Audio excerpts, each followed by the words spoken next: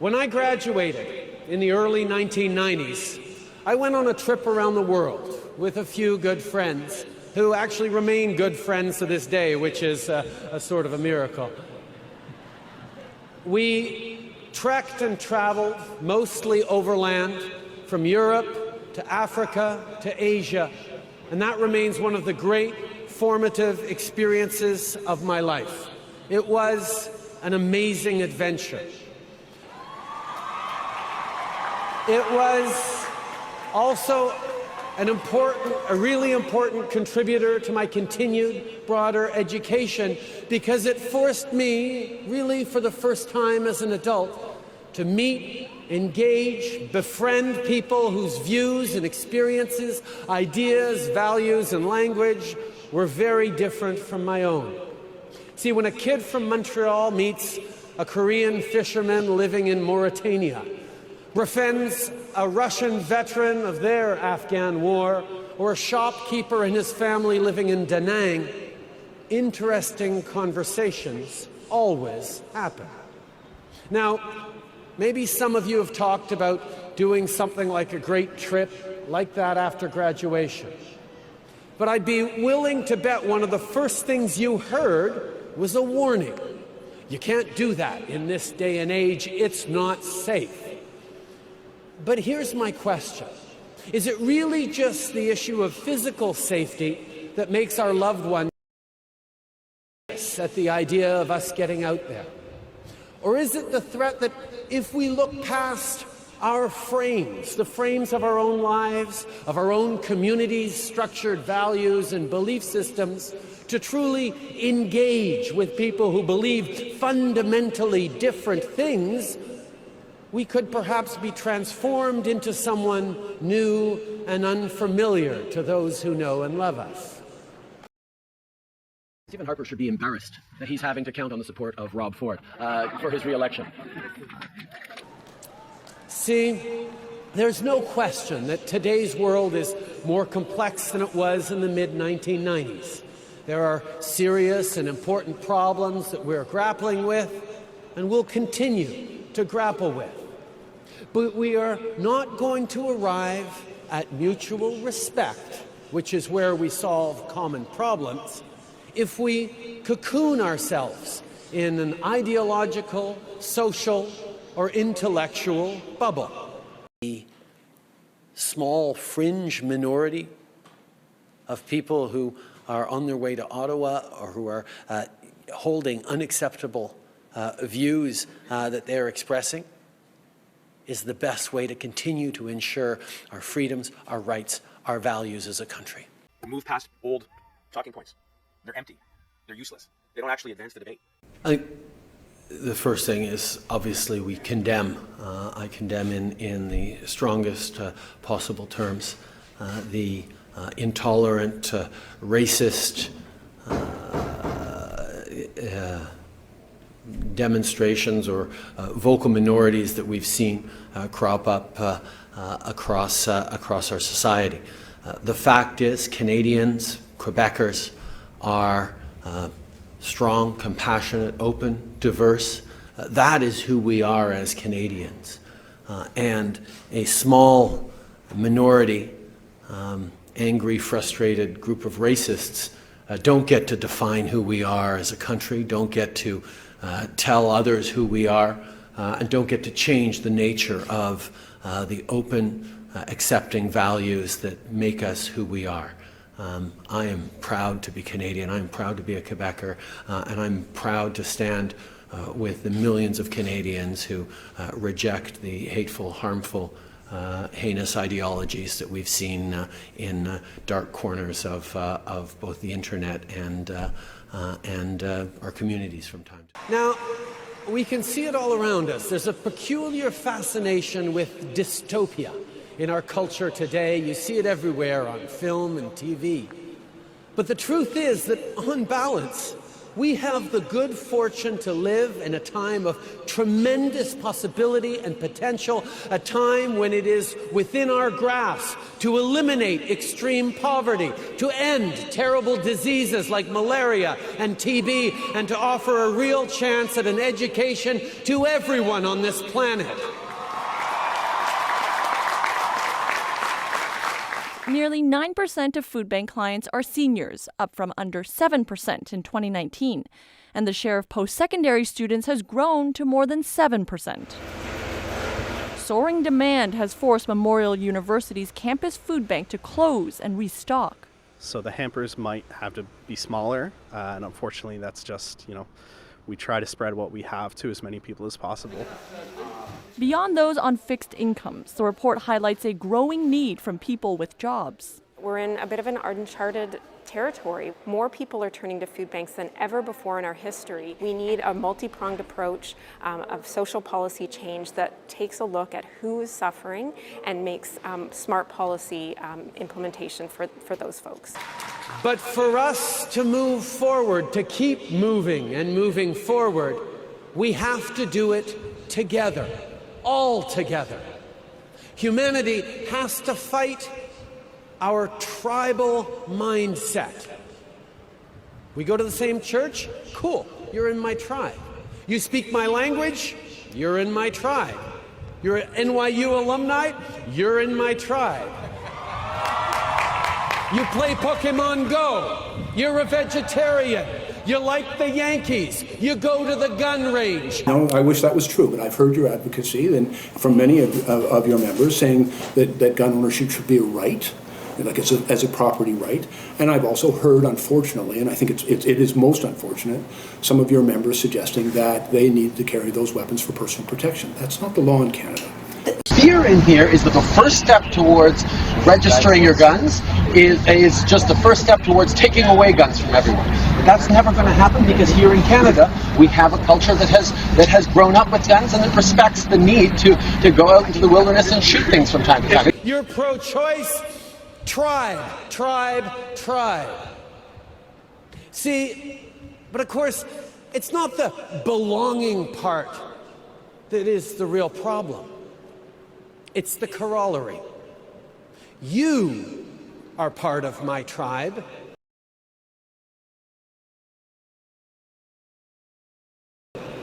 And they are not.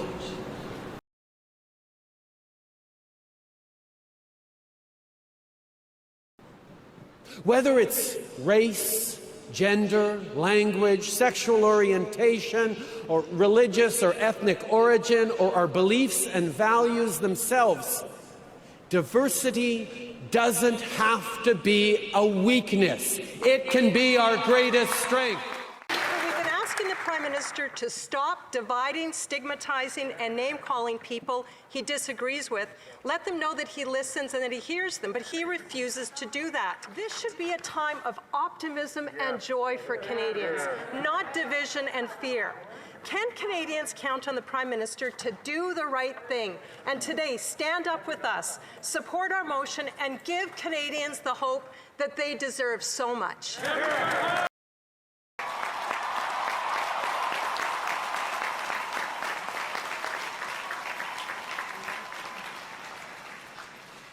Conservative MPs still can't pick a lane. Canadians want to know, do they stand with blockaders or do they stand with Canadian communities? Now often, people talk about striving for tolerance. Now, don't get me wrong, there are places in this world where a little more tolerance would go a long way. But if we're being honest, right here, right now, I think we can aim a little higher than mere tolerance. Think about it. Saying, I tolerate you, actually means something like, okay, I grudgingly admit that you have a right to exist, just don't get in my face about it, and no, don't date my sister. We on va s'en sortir de cette pandémie par la vaccination. Puis on en connaît tous des gens qui sont en train d'hésiter un petit peu. On va continuer d'essayer de les convaincre. Mais il y a aussi des gens qui sont farouchement opposés à la vaccination. Qui sont extrémistes. Qui croient pas dans la science, qui sont souvent misogynes, souvent racistes aussi. C'est un petit groupe, mais qui prend de la place. Et là, il faut faire un choix en tant que leader, en tant que pays. Est-ce qu'on tolère ces gens-là ou est-ce qu'on dit, ben voyons, la plupart des gens, presque 80% des Québécois ont fait ce qu'il fallait faire, se sont fait vacciner, on veut revenir aux choses qu'on aime faire. C'est pas ces gens-là qui vont nous bloquer. About a year ago, you called some of the protesters who came to Parliament Hill conspiracy theorists and people with tinfoil hats. I know you meant the protesters, but a lot of people feel like you call them people with tinfoil hats. Do you regret those words now? My responsibility as a Prime Minister is stand up for people's safety, people's well-being in this country. So, no, I will not back off. She was asking him specifically, what about the $146 million, which is the money the government of Quebec is claiming that Ottawa owes it for handling this influx of refugee claimants. So what about that money for the Québécois? And Justin Trudeau responded to her from the podium saying that kind of intolerance towards immigrants has no place in Canada. Madam, you have no place here. And there was a further exchange after he came down from the podium and she approached him in the crowd. Let's watch that part of the exchange. Here we go. Monsieur Trudeau, êtes-vous tolérant avec les Québécois de souche? Êtes-vous tolérant avec les Québécois de souche? Répondez-moi, vous non plus, vous n'avez pas votre place au Québec. Avez-vous compris? Vous n'avez pas votre place au Québec. Je suis fier Québécois, madame. Je suis fier Québécois. So there we are. So the Prime Minister again repeating his comments about her intolerance having no place in Quebec. She was then actually slightly manhandled by an RCMP officer who took her by the arm and held onto her arm for quite a while she insisted that he let go of it, saying that she was simply asking questions. She hadn't threatened anybody. Indeed, her tone, was loud, but sort of within certain limits of respect. She called him Mr. Trudeau and did seem to confine herself to questions, pointed questions, certainly. She then basically walked off and the police let her go. There are people who are trying to feed fears and intolerance for a broad range of reasons. And I will remain positive and remain pulling people together, pulling communities together right across this country. But I will also be very clear when people are trying to push politics of fear and indeed intolerance. That's something that Canadians expect of me. That's something that I will always do. Canadians at home, watching in disgust and disbelief at this behavior, wondering how this could have happened in our nation's capital after everything we've been through together. This is not the story of our pandemic. It has to stop. The people of Ottawa don't deserve to be harassed in their own neighborhoods. They don't deserve to be confronted with the inherent violence of a swastika flying on a street corner, or a Confederate flag, or the insults and jeers just because they're wearing a mask. That's not who Canadians are. Listen, there are always going to be politicians out there who try to, exploit legitimate anger and concerns that people have. But that's not the way to get something built. Crossing your arms and saying Canada is broken. Erin O'Toole basically said that any of those anti-vaxxers who were protesting could be sitting across the aisle from your 12-year-old on a flight south. We're going to make sure that people who choose not to get vaccinated don't get to get on a plane or a train, don't get to work in the public service, don't get by working with the provinces on vaccine certifications and mandates, don't get to go to movie theaters or gyms or restaurants and other non-essential services. That's how we keep people safe. It's so important to continue to stand strong and determined on moving forward in the right way. All right, so I can hardly even look at him. Here's the first question. How can discourse in a great democracy have become so polarized that Jordan Peterson and the Prime Minister look at exactly the same set of events and come to opposite conclusions about them? Well, he's lying, and I'm not. So that's a big part of the issue. I don't believe that he ever says a word that's true. From what I've been able to observe, it's all stage acting. He's crafted a persona. He has a particular instrumental goal in mind, and everything is subordinated to serve that. Why? So, what's the motivation? The same motivation that's generally typical of people who are narcissistic, which is to be accredited with moral virtue in the absence of the work necessary to actually attain it. All right. We condemn, I condemn in the strongest possible terms, the intolerant, racist demonstrations or vocal minorities that we've seen crop up across our society. The fact is, Canadians, Quebecers,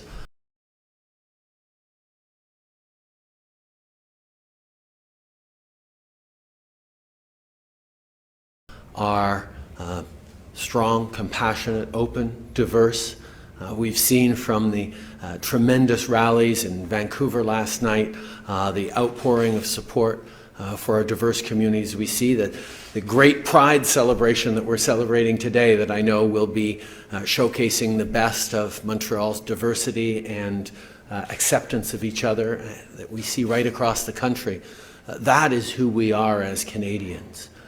And a small minority, angry, frustrated group of racists don't get to define who we are as a country, don't get to tell others who we are, and don't get to change the nature of the open, accepting values that make us who we are.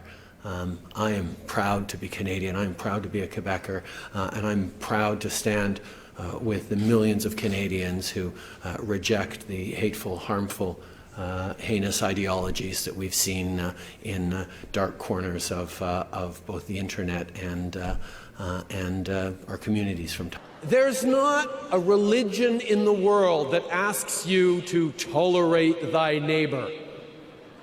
So let's try for something a little more like acceptance, respect. I'm not sure the Liberals understand what the word respect means. And at the same time, I'm always willing to acknowledge the overwhelming majority of hunters and farmers and sport shooters in this country are law-abiding.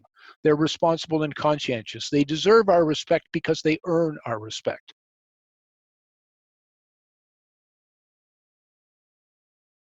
Because they adhere to our laws and all of the rules, and they're careful and thoughtful about how they purchase, use, and store their firearms. Move past old talking points. They're empty. They're useless. They don't actually advance the debate. That's what I would say. I'm here to debate with all Canadians, and especially those who are responsible, law-abiding hunters and recreational shooters, for whom I have the utmost respect, because I know that they place a paramount value on safety. We recognize that the vast majority of gun owners use them safely and in accordance with the law. But other than using firearms for sport shooting and hunting, there is no reason anyone in Canada should need guns in their everyday lives. But we're still going to have them confiscated from us? And no, ma'am.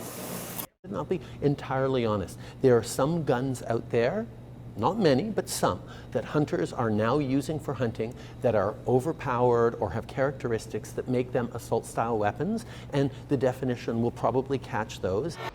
For weeks, Trudeau's government has been criticized from all sides on gun legislation to ban handguns, which was then expanded to automatically ban and determine what are assault-style weapons.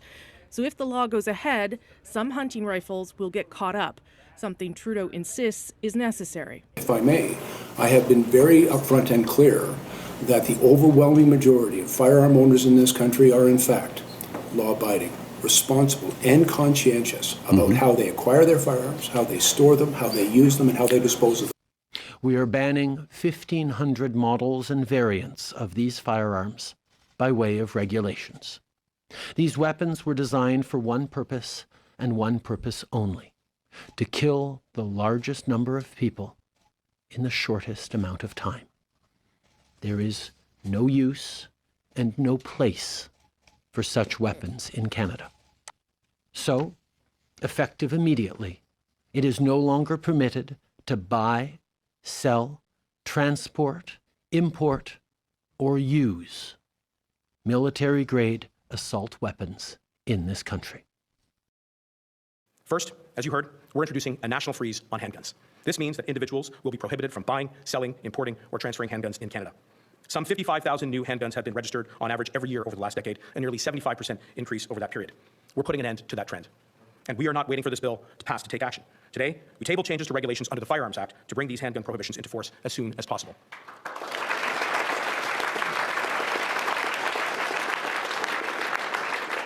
We're introducing legislation to implement a national freeze on handgun ownership. And Canadians certainly don't need assault-style weapons that were designed to kill the largest number of people in the shortest amount of time. We're also fighting gun smuggling and trafficking by increasing maximum criminal penalties and providing more tools for law enforcement to investigate firearm crimes.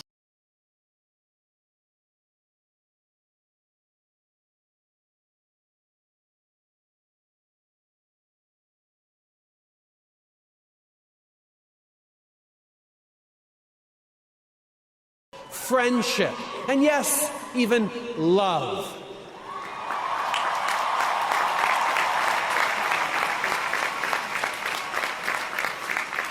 And why does this matter? Because in our aspiration to relevance, in our love for our families, in our desire to contribute to make this world a better place, despite our differences, we are all the same. And when you meet and befriend someone from another country or another culture who speaks a different language or who worships differently, you quickly realize this. And here's my main point and the challenge I'm offering you today. Our celebration of difference needs to extend to differences of values and belief too. Diversity includes political and cultural diversity. It includes a diversity of perspectives and approaches to solving problems. See, it's far too easy with social media shaping our interactions to engage only with people with whom we already agree. Trudeau flees as trucker convoys enters Ottawa. As thousands of protesters enter Ottawa, Canadian Prime Minister Justin Trudeau and his family were moved from their home to an undisclosed location somewhere in the city on Saturday afternoon due to security concerns.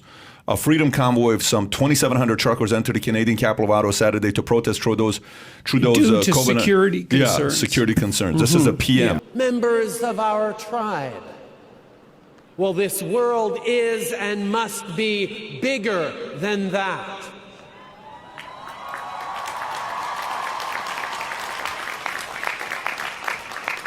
So here's my request. As you go forward from this place, I would like you to make a point of reaching out to people whose beliefs and values differ from your own. I would like you to listen to them, truly listen, and try to understand them and find that common ground. You have a world of opportunity at your fingertips, but as you go forward from here, understand that just around the corner, a whole different order of learning awaits, in which your teachers will come from every station in life, every education level, every belief system, every lifestyle. And I hope you will embrace that. You have been students. You will continue to learn all your lives, but now it is also time for you to become leaders.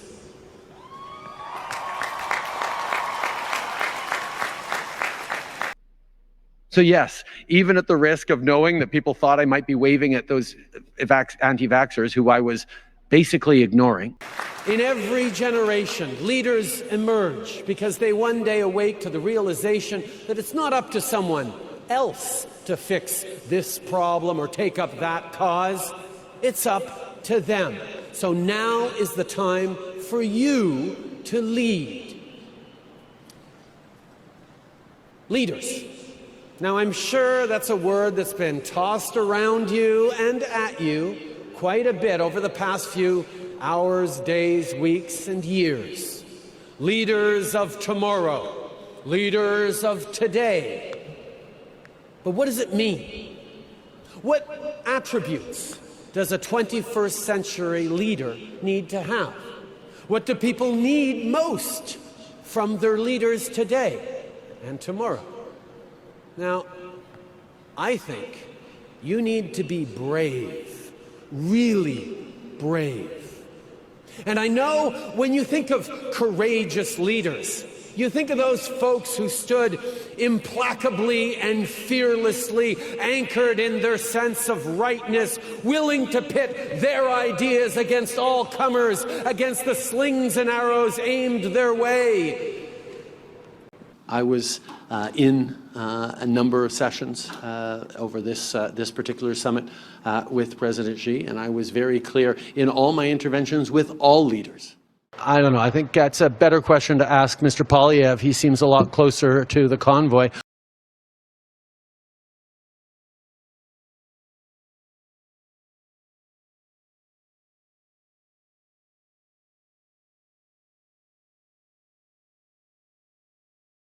My approach is very much on making sure that we're delivering good jobs and good opportunities for Canadians. We know that people are worried and even frustrated about how the world is unfolding around them. I want all of you to continue to be angry and frustrated. And as a politician, you have two choices.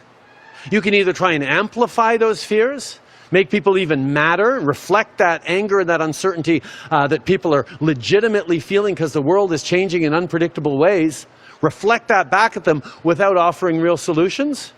Or you can choose to buckle down and deliver on the kinds of things that are going to make people feel confident in their own future, in their kids' future, in their community's future, in their jobs.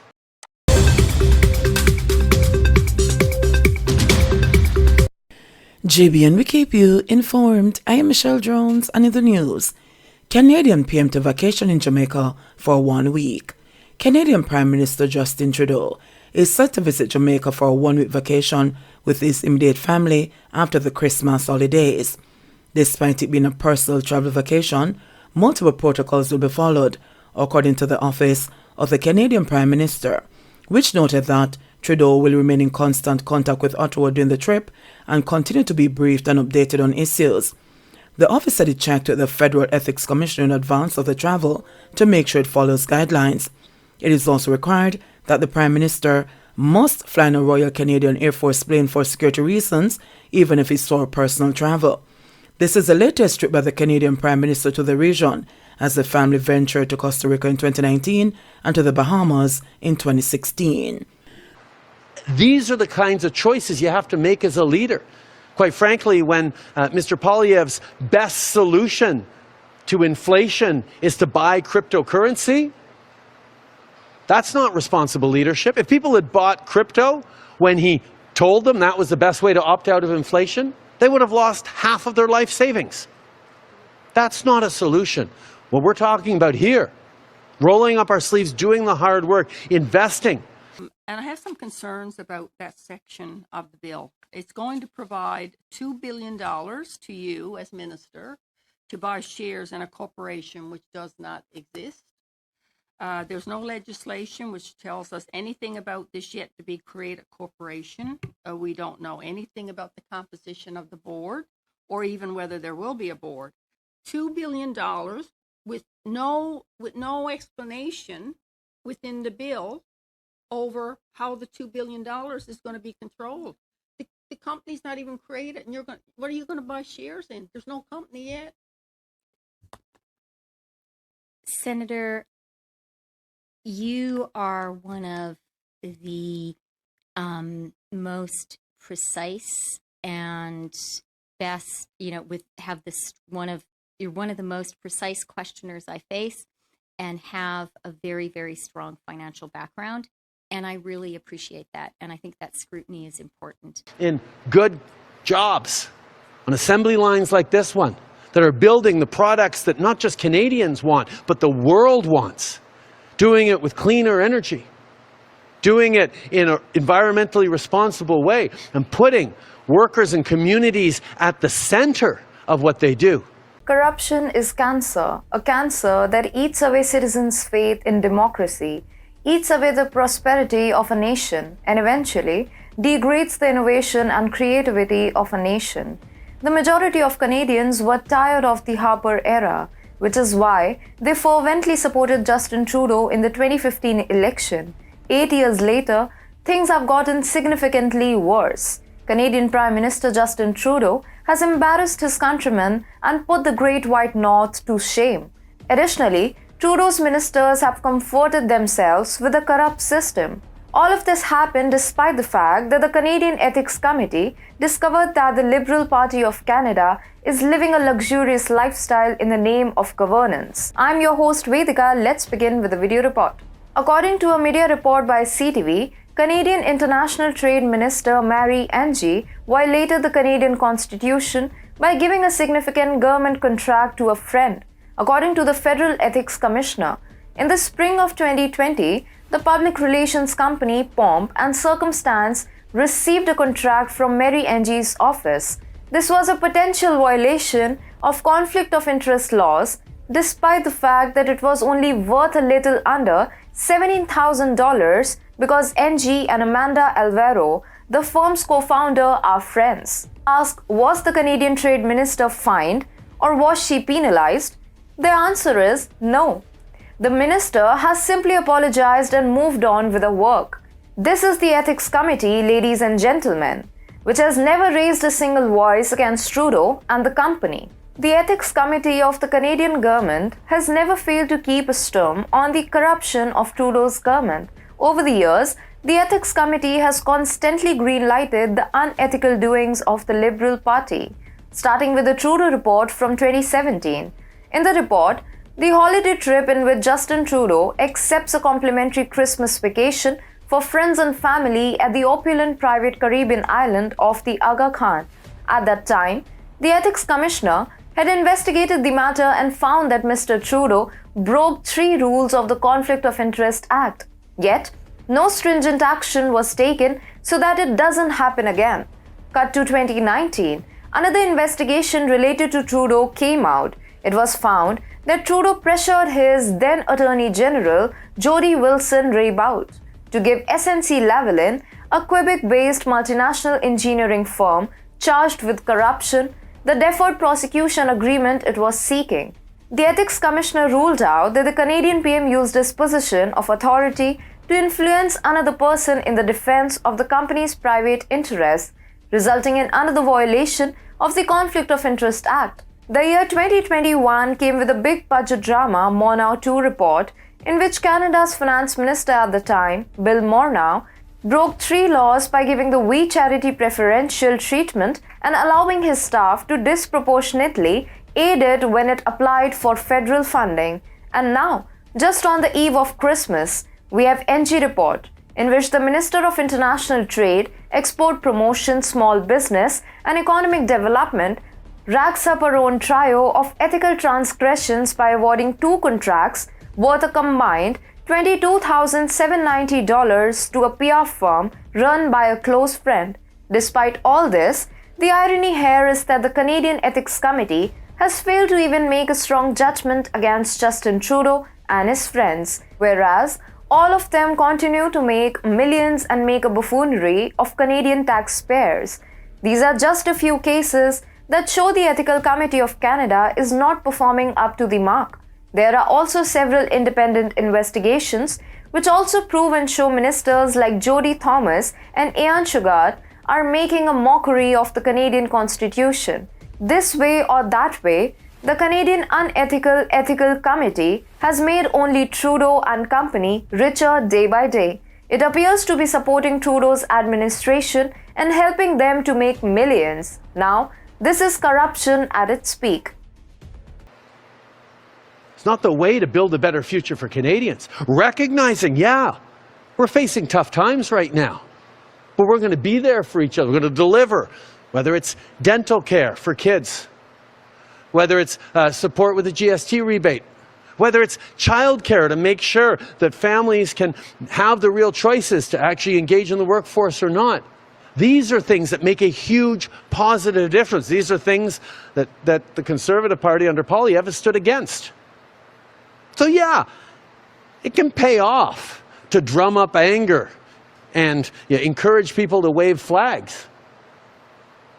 But if you actually want to deliver a better future for Canadians, you want to reassure them that there is a bright future for them and their communities and their families, you got to roll up your sleeves and do the work. And that's what people here know. That's what I'm here to do. About a year ago, you called some of the protesters who came to Parliament Hill conspiracy theorists and people with tinfoil hats. I know you meant the protesters, but a lot of people feel like you call them people with tinfoil hats. Do you regret those words now? My responsibility as a Prime Minister is stand up for people's safety, people's well-being in this country. That's what I did during the pandemic. I took some tough decisions to make sure that people were able to stay safe, they were able to hang on to their jobs, they were able to make sure we're not overwhelming our healthcare systems and protecting those frontline heroes by getting vaccinated. And at the same time as 80% of Canadians were stepping up to do the right thing, not just for themselves, but for their neighbors, there were people out there trying to scare people into putting their own lives at risk and their communities at risk.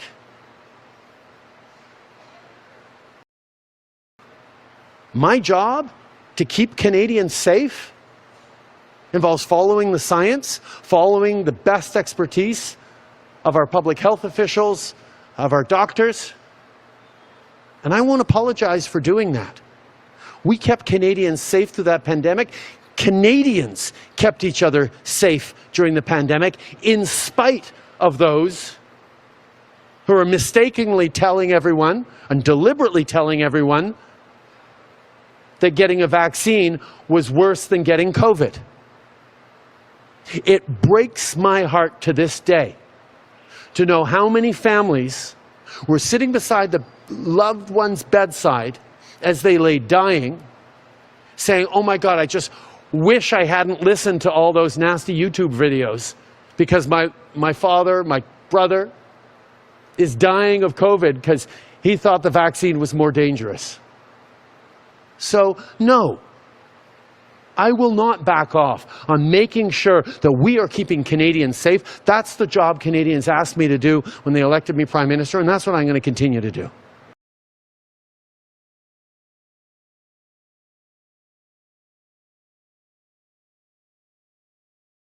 Admiration I actually have for China because their basic dictatorship is allowing them to actually turn their economy around on a dime and say we need to go green as fast as we need to start investing in solar. Or ultimately, we chose to invoke the Emergencies Act, which gave proportional and responsible tools that allowed the police services to put an end to these illegal blockades that Conservatives were busy supporting.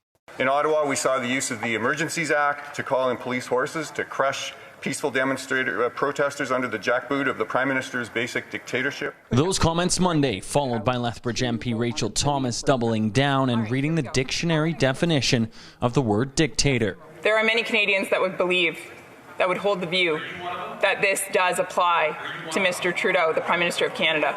Being repeated on the international stage. Last week, a handful of European members of Parliament told Trudeau that he is infatuated with China's dictatorship. Mr Trudeau, you are a disgrace for any democracy.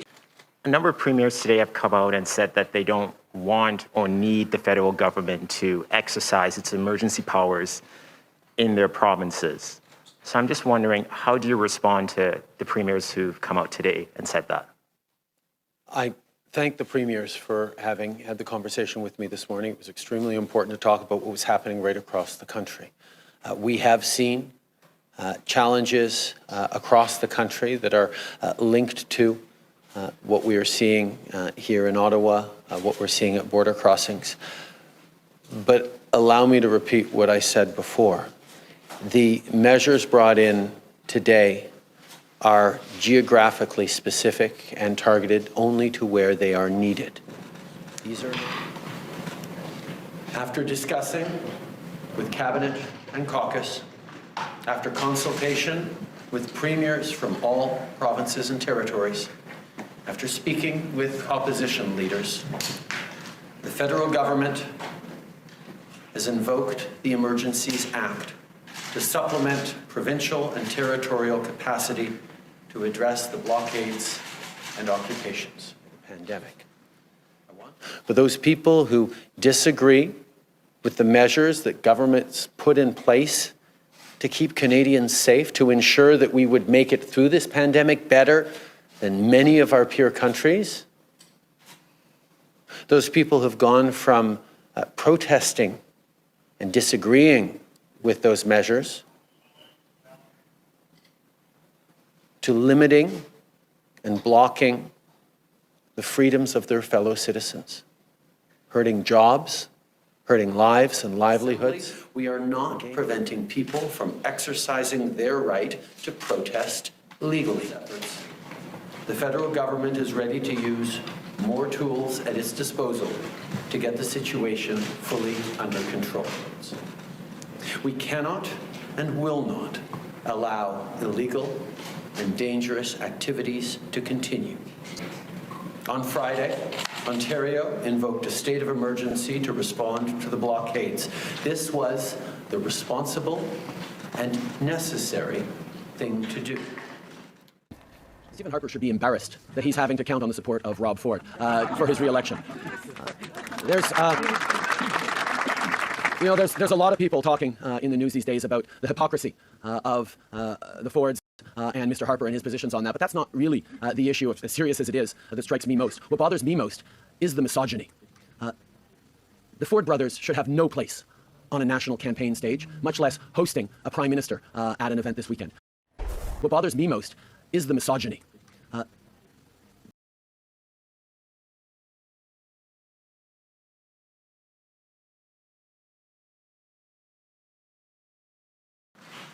With each illegal blockade, local law enforcement agencies have been acting to keep the peace within their jurisdiction. Despite their best efforts, it is now clear that there are serious challenges to law enforcement's ability to effectively enforce the law, endangering public safety and weakening our country not just right now, but for times to come in the eyes of our most important trading partners. I want to thank the officers on the ground, including the RCMP, who played an active role. We now have a responsibility to make sure that the bridge stays open. In addition, financial institutions will be authorized or directed to render essential services to help address the situation, including by regulating and prohibiting the use of property to fund or support illegal blockades. We've been asking the Prime Minister to stop dividing, stigmatizing, and name-calling people he disagrees with. Let them know that he listens and that he hears them, but he refuses to do that. Today we are voting on a Conservative motion, a reasonable motion that asks the government to present a plan for a reopening by the end of the month. This should be a time of optimism and joy for Canadians, not division and fear. Can Canadians count on the Prime Minister to do the right thing and today stand up with us, support our motion, and give Canadians the hope that they deserve so much? Mr. Speaker, it does not really matter whether certain members of the opposition have been merely irresponsible or recklessly complicit. But what this country is facing is a largely foreign-funded, targeted and coordinated attack on critical infrastructure and our democratic institutions. The illegal border crossings are clearly intended to harm Canada and hurt Canadians. And our government, Mr. Speaker, is prepared to do whatever is necessary to restore order and to protect Canadians. See, let me tell you a bit about Wilfrid Laurier, a promising young lawyer at the end of the 19th century who would go on to become my second favorite prime minister. He was raised and educated as a proud Catholic French Canadian, an exemplary representative of one side of the two identities that had come together to found Canada just a few decades before. The two solitudes, the other half being English-speaking Protestant and fiercely loyal to the British Crown, accommodated each other, cooperated together, and generally put up with each other to build our country, but still felt all too well the divisions and fault lines that had led them through almost a millennium of tensions and wars between English and French. It was impressed upon young Wilfrid by his teachers and elders that he must stand up unflinchingly for the values and the identity of his heritage, those beliefs and approaches that were his birthright and would be his legacy. That, they told him, was leadership. But Wilfrid grew to believe otherwise.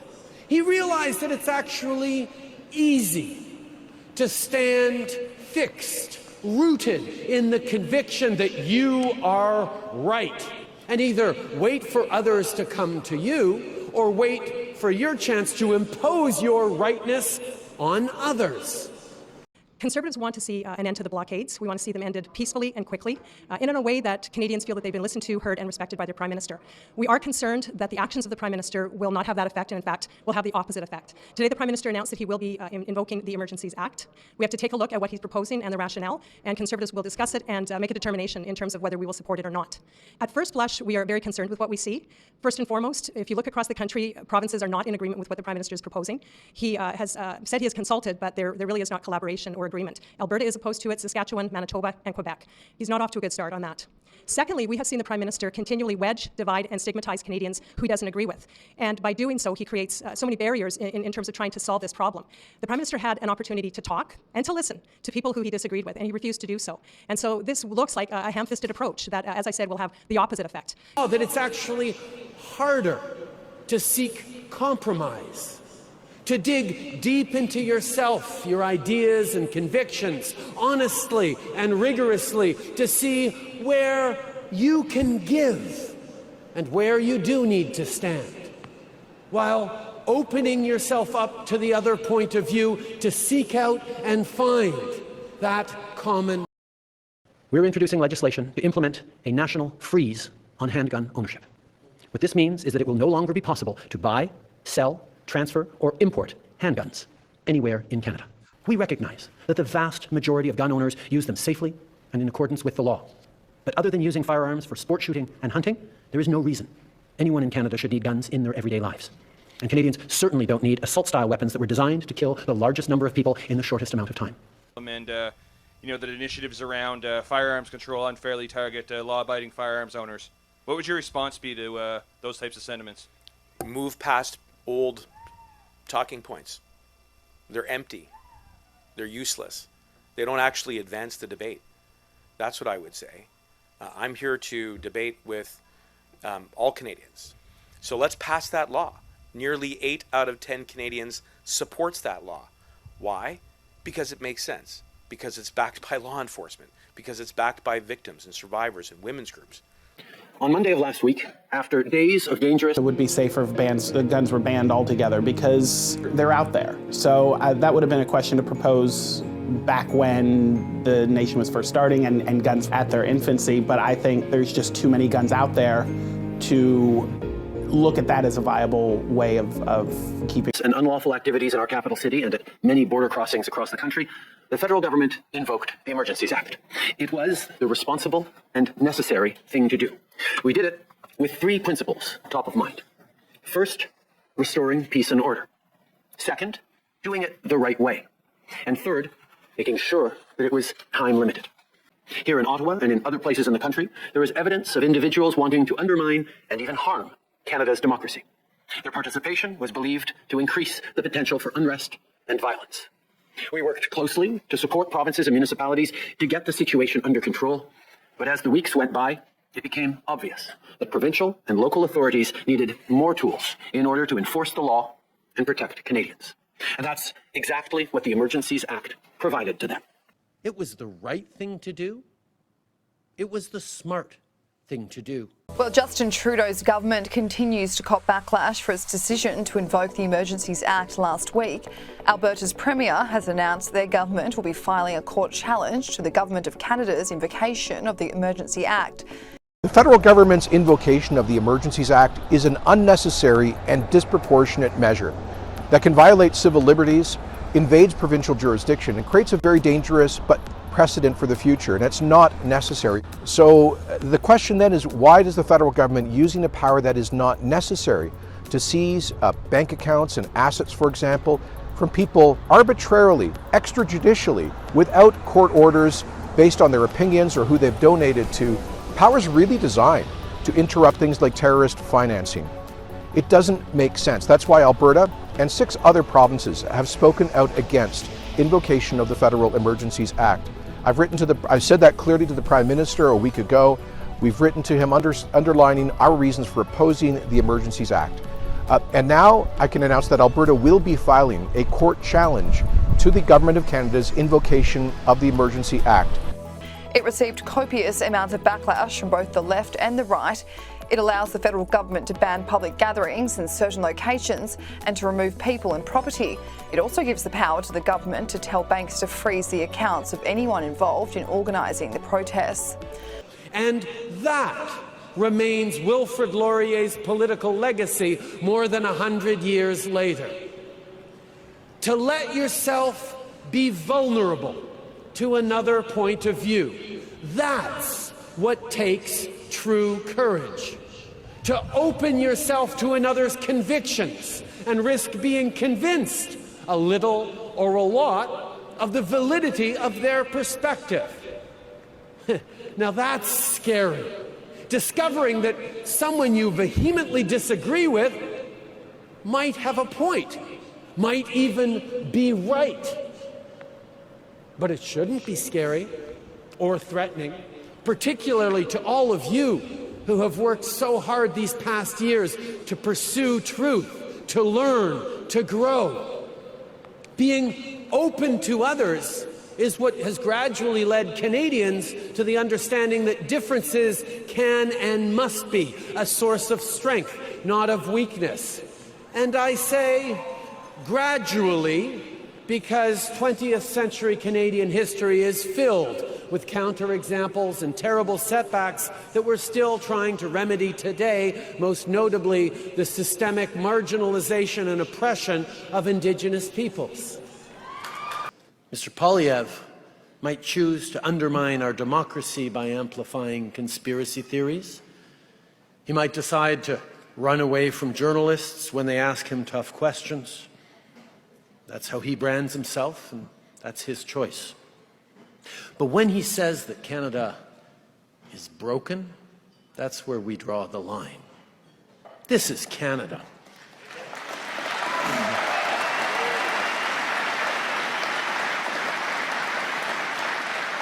And in Canada, better is always possible, but I don't accept Canadians and politicians that talk down our country. Let me be very clear.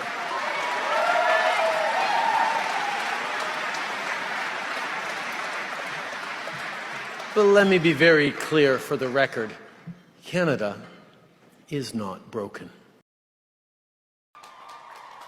We're not perfect, of course, but that sense of openness, respect for other points of view, and acceptance of each other really does underpin our approach as we try to solve the great problems of our time. It's like, I thought you guys were on the side of the working class. It's like, what's happened? Well, not them. It's like, hey, man, welcome to the working class, those truckers. Well, they're all white supremacists and racists. It's like, really, in Canada, are they now? White supremacists, really? Or Nazis in Canada? I condemn in the strongest possible terms the intolerant, racist demonstrations or vocal minorities that we've seen crop up across our society. The small fringe minority of people who are on their way to Ottawa or who are holding unacceptable views that they're expressing. We've been asking the Prime Minister to stop dividing, stigmatizing, and name-calling people he disagrees with. Let them know that he listens and that he hears them, but he refuses to do that. We've also heard from extreme views who have chosen to turn this into a culture war, bringing racism, bringing misogyny, bringing all kinds of other vitriol and hate into this conversation. And the emails that some of them send are a reminder of why some people, frankly, should not have firearms. But it does not mean that they represent the vast, vast majority of gun owners in this country. And I want to make that very clear.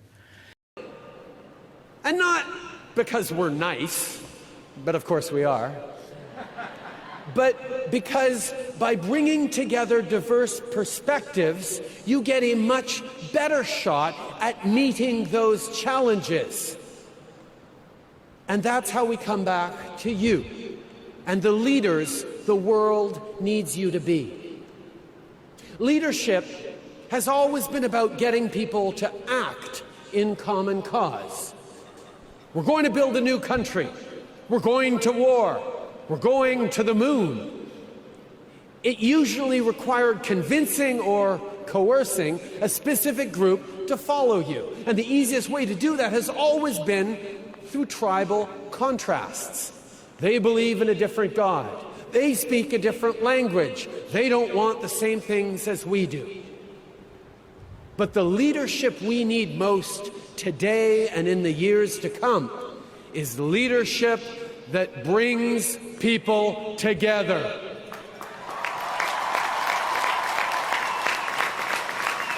That brings diversity to a common cause. This is the antithesis of the polarization, the aggressive nationalism, the identity politics that have grown so common of late.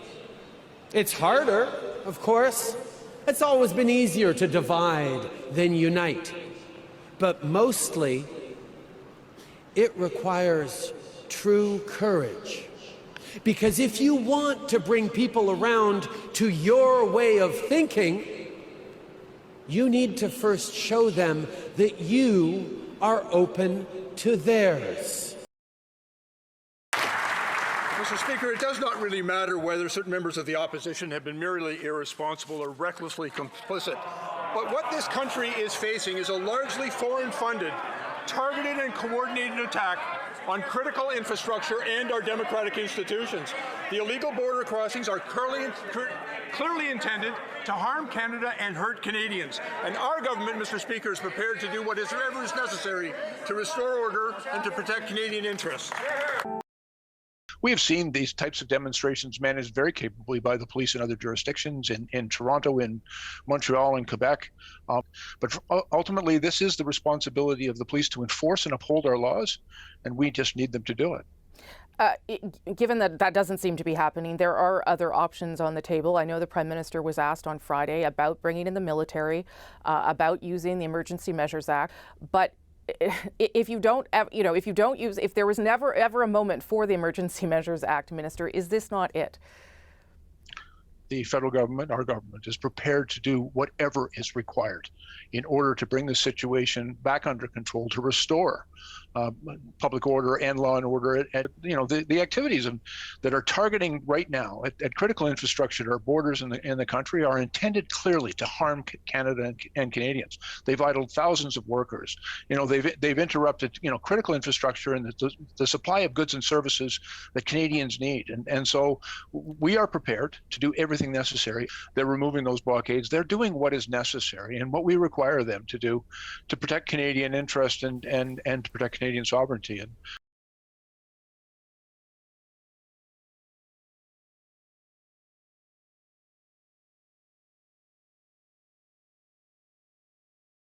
let's get the government's view now. The offer is there. The RCMP are willing to move off wet, sweat, and land in BC. Will that be enough to cool tensions and get rid of the blockades, get the trains running? Let's get the latest on the evolving situation from the Federal Public Safety Minister, Bill Blair. Joins me. Great to have you on the program. Thanks, Evan. All right, this is the moment. I mean, the RCMP have said we're going to get off that critical piece of land on wet, sweat, and territory. I got to ask you the question, how soon do you believe the blockades can and will come down? I think the time has come, and I think it's time for the blockades to come down. The RCMP over the past several weeks has been constantly evaluating their deployment and their posture in that region. They went in and enforced the injunction after almost 38 days of discussion with the community. They've done that job, and they've been continuously evaluating their position there. They advise, and they have now advised the traditional hereditary chiefs that they are prepared to change their posture on the roadway itself, to move back to the nearby town of Houston. They still have responsibility to maintain safety in the community. That's their job for all Canadians. But it is very much respectful and in response to the concerns that those hereditary chiefs raised with them. But for you guys, the federal government, this has got to travel thousands of miles east now to the Mohawk leadership in Tyendinaga, Belleville region. They had set the condition, get rid of the RCMP, our blockades come down. If that's done, is your government in communication to find a way to get rid of those blockades and stop the economic pain and get the trains running? Listen, I'm very much seized by the urgency of the economic impact and the impact on everyday Canadian lives of these blockades. It needs to be resolved. We've been working tirelessly and around the clock to resolve this peaceably. And part of that was listening to the concerns that were raised by the hereditary chiefs and also by other members of the Indigenous community and their supporters across Canada. We've listened and we've engaged them in dialogue. We've tried, and the RCMP has made a decision, which I think is very responsible and responsive to the concerns that were raised by the hereditary chiefs. And I'm hopeful that those who are on those blockades will see that their discussion has led to a good faith effort to resolve this. Okay, look, here's what I can't understand. For all that effort that you guys keep touting, the wet, sweat, and hereditary chiefs will not meet with Carolyn Bennett. I don't know when they're going to meet with Mark Miller again, and nobody knows a timeline on this. The wet, sweat, and are meeting with the Mohawk chiefs tomorrow morning. When is this going to be over? And because I think it's important that they understand our openness to dialogue, but the urgency that motivates all of us to get this resolved as quickly as possible. I don't think it is their intent to have such a significant impact on everyday Canadians. We're all aware that that's unacceptable. We have worked very hard, and I think we've reached the point where the conditions and concerns that were raised by the protesters and by the hereditary chiefs have been addressed by the very responsible work of the RCMP. We believe now that there is an opening for an amenable and peaceful resolution of that dispute. The blockades can in my opinion, have you got positive signs from there? Any signals from their side? You know what? There's ongoing dialogue. Frankly, there's an urgency to this. And I'll remain hopeful for the time being because I don't have a clear signal yet, but I remain hopeful that they understand that urgency and they are prepared to respond. So that's the moment I was waiting for. No clear signal yet. Okay, but as the senior minister in charge here, you don't have a clear signal. I'll take that as there is not a clear signal. But what about the Prime Minister? Any plans for him to meet, to go to the wet, sweat, and territory, meet with the hereditary chiefs, meet with the elected chiefs, maybe say, okay, this has been going on for 15 days. The economic pain's real. Time for me to step up. I will tell you the Prime Minister has stepped up. He has engaged his entire government and certainly his entire cabinet, in finding ways to bring this to a peaceful resolution.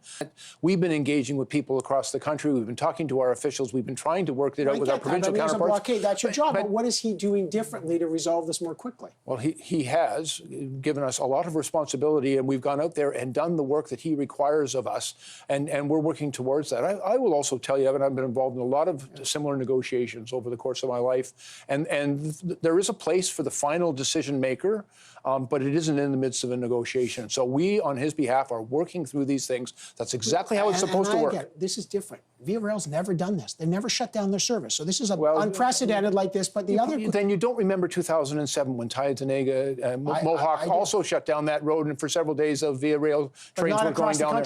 No, but there is precedent to this. And one of the things I know with absolute certainty, Evan, if we do not make every effort to resolve this peaceably, then the echo of that will continue to cause difficulties potentially across the country. And so we have a responsibility to find a peaceful resolution to this so that we going forward can work back on that agenda. Everyone wants peaceful, but you can't, but also you can't go on forever.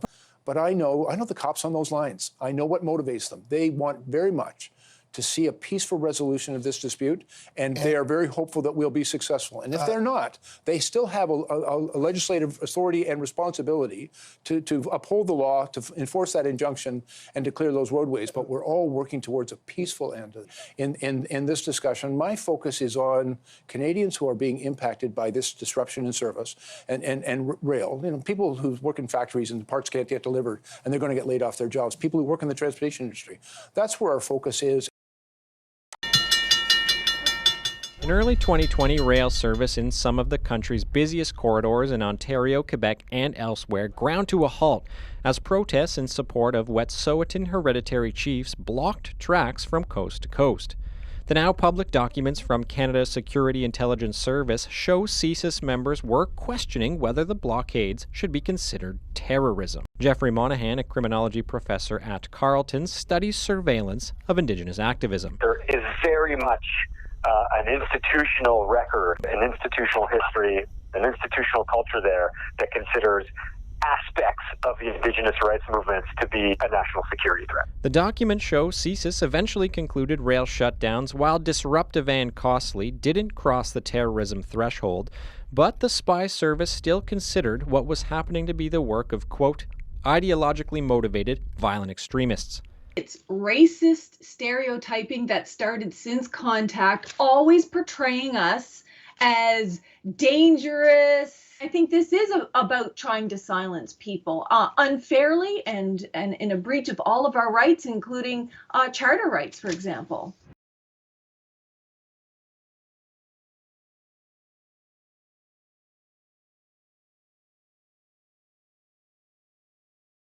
On Friday, I went to a rally on Parliament Hill to show my support and listen to what community leaders and Black Canadians are calling for. I hear you and I see you as you call out systemic discrimination, racism, and unconscious bias. And that's when the mayor pushed back, but not in your standard politician's playbook kind of a way.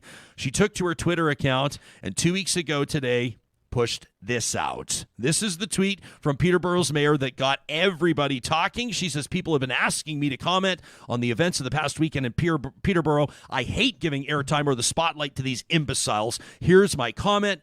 Fuck off, you fuckwads. Mayor Diane Tarrant joining us live this morning. Thank you for making time for us. Everybody wants to talk to you these days. Welcome to Real Talk. Yeah, thanks for having me. There's a new trend on social media tonight, hashtag where is Justin Trudeau? It's not a rhetorical question. It's not funded by Canada's opposition either. It's a genuine query of ordinary Canadians. Where is their Prime Minister? Unfortunately, nobody knows. Trudeau says he has contracted the Wuhan virus, but no one knows where he's isolating. Normally, he would be in his Ottawa office on Mondays. Today, he wasn't. He and his family were moved to an undisclosed location. In other words, he fled. Do you know why? Because the white knight of democracy could not handle a protest.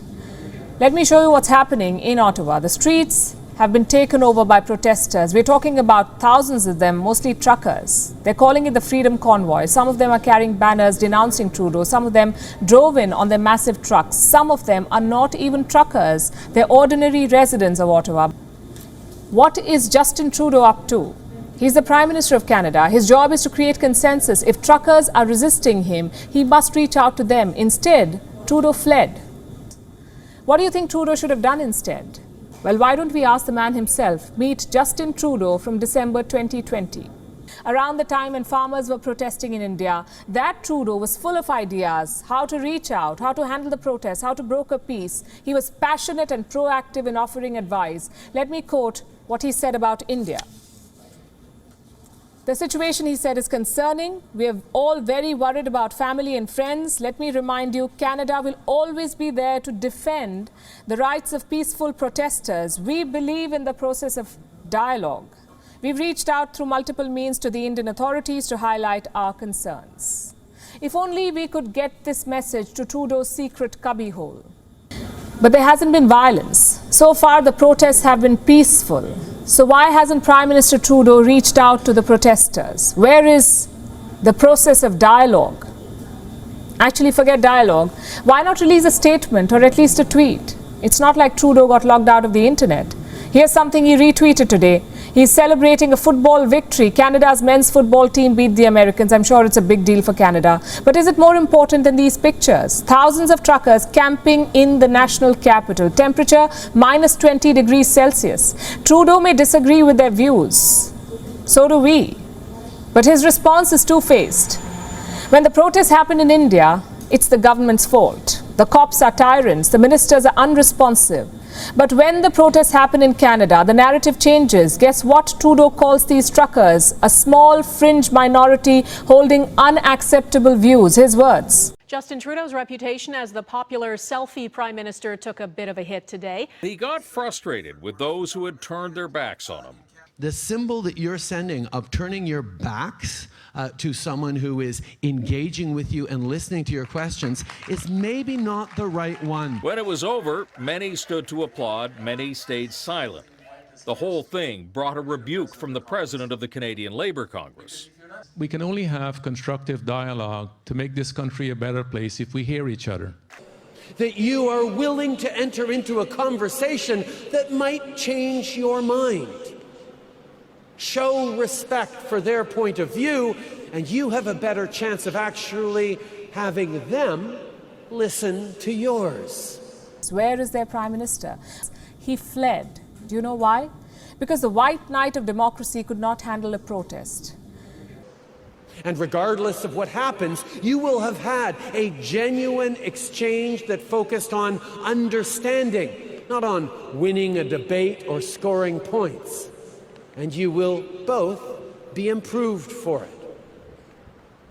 I have said before, and I'll say again tonight, that I do not believe that Mr. Trudeau is a real feminist. A feminist doesn't continue to push strong women out of his party when they are just seeking to serve. I am the only woman, other than Elizabeth May, to be on this platform in the last 18 years. The Liberal Party has never had a woman leader. I think it's time for the party to examine its priorities. Ms. Hall, you'll perhaps understand that I won't take lessons on caucus management from you. And I think what that I will you know keep that I won't focused take on lessons for you, is as making you sure heard. that our first woman finance minister has moved forward on all right, Mr. Trudeau. Mr. Trudeau, I'm sorry, that's time. We have to move on. We have to listen when women who do a double shift say they need quality childcare, when girls say they need access to education, when racialized women and Indigenous women and LGBTQ2 people say they need justice. We have to listen, and then we have to act. My name is Pam Palmater. I'm a mom, professor, lawyer, and most importantly, a Mi'kmaq from Eel River Bar First Nation. I'm holding these eagle feathers because I have something important to say. I want to talk to you about betrayal. When Justin Trudeau swept the Liberals into power, he carried the hopes of many Canadians with him. He spoke to us like no other leader before. Trudeau distanced himself from every former Prime Minister, including his own father, by saying no relationship was more important to him than the one with Indigenous peoples. But after he was elected, he quickly forgot his promises to us. He is Prime Minister, in part because so many First Nations voted for him. But you know what? It looks like Justin Trudeau is turning out to be as big a disappointment to us as his father was. Pierre Elliott Trudeau met with First Nations leaders all over Canada and also promised a better relationship. Instead, he came up with a 1969 white paper threatening to break up our reserves, abolish treaty rights, and eliminate our culture and identity forever. I want to take a moment to address, in part, the video we saw this weekend of the Deputy Prime Minister. And this is not an isolated incident.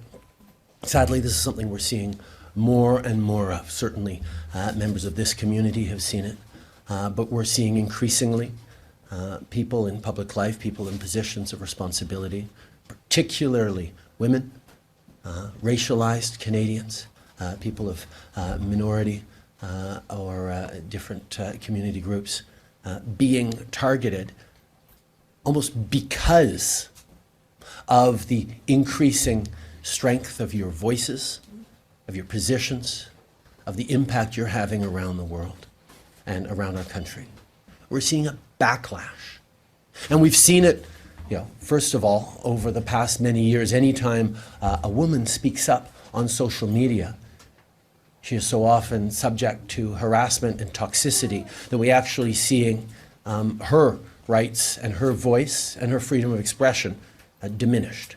Threats, violence, intimidation of any kind are always unacceptable. And this kind of cowardly behavior threatens and undermines our democracy and our values of openness and respect upon which Canada was built. The camera was now in the face of the two leaders. Xi Jinping could have held back, but he didn't. But at this year's G20 summit, the world witnessed an unprecedented clash. A Canadian video journalist caught Xi Jinping. This was miffed with Canadian Prime Minister Justin Trudeau. Everything we discussed is leaked to the paper, that's not appropriate. And that's not how the way the conversation was conducted.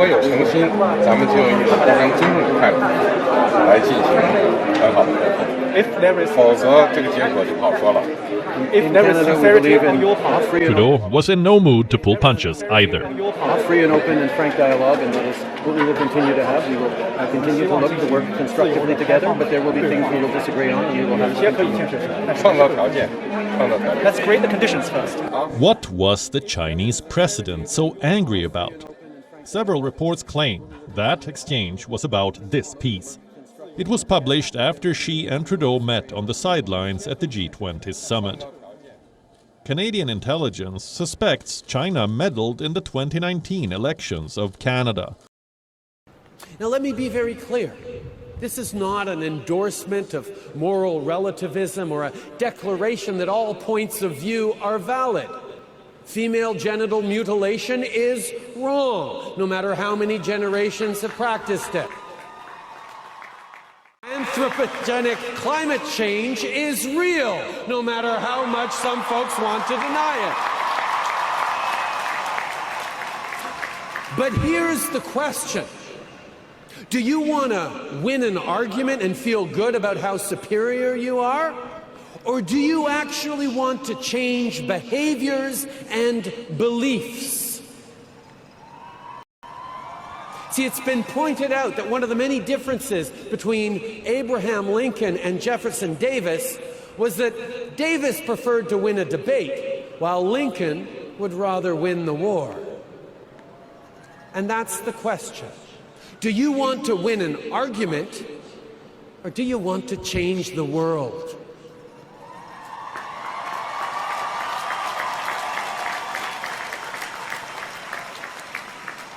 With malice toward none and charity toward all. Let those words of this country's greatest president guide your ambitions, your hopes for yourselves, your families, your country, your planet. Des discriminations contre la communauté musulmane. On sait c'est qui? C'est les racistes, c'est l'autre. C'est les nonos qui se promènent avec des pattes de chien sur le t-shirt. There is no shortage of cynicism and selfishness in the world, Be their answer, their antidote. I am abundantly optimistic about the future because of you. It is yours to make and mold and shape. The world eagerly awaits, indeed requires, your ideas, your initiative, your enterprise, your energy, your passion and compassion, your idealism and your ambition. But remember that true courage is the essential ingredient in all your efforts. Congratulations, class of 2018. Now go change the world. Merci.